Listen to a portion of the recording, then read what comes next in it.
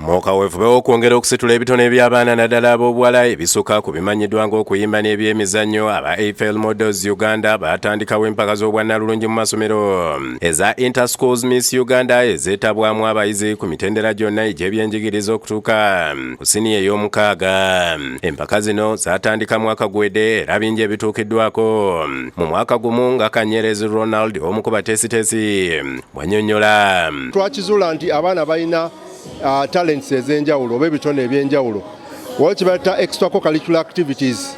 Ebitone ebyo nga poetry, nga okuyimba, nga okuzina. Empaka ez'omwaka guno zeetabyemu amasomero mangi n'abayizi kyokka 15 ge gasobodde okutuuka ku mutendera ogw'akamalirizo ku mukolo ogwakoleddwa ku Golf Course wano mu Kampala nga gwetabyeko n'abazadde. Kansanga Hill School has given me a foundation to succeed by fostering curiosity and resilience.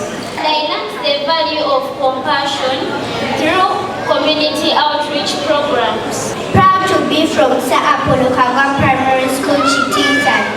My school gave me the confidence. Eno abayizi boolesezza ebintu ebyenjawulo bye balowoozaako mu by'emirimu ebitone n'ebirala ebikyamudde ababaddeyo. Okusinziira ku Kanyerezi, abamu ku bazadde balina endowooza embi ku nteekateeka z'obwannalulungi nga baluubirira okukyusa ekifaananyi ekyo.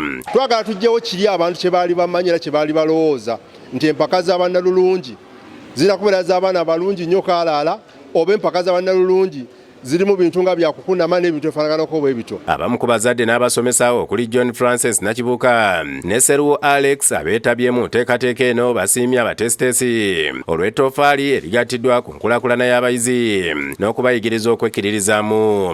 Emu ku nsonga lwaki nasazeewo ndabe nti omwana wange yeetabamu kulaba nti ntumbula ekitone kye. Kuba mulabye nga ebitone by'alina bingi. Abaana bano balina ebitone naye oluusi weesanga nga abazadde abamu tebayambye baana bano. Byamayimba mu kumodelinga tukuzizza abaana ku talent, so they should encourage their children okubeera mu bintu ebiti. Empaka zigenza okukomekerezebwa nga Lamaro Chanel Grace azeetizze oluvannyuma lw'okubbinkana n'abalala bangi. Nze Ismail Nsubuga ku lwa Bukedde TV.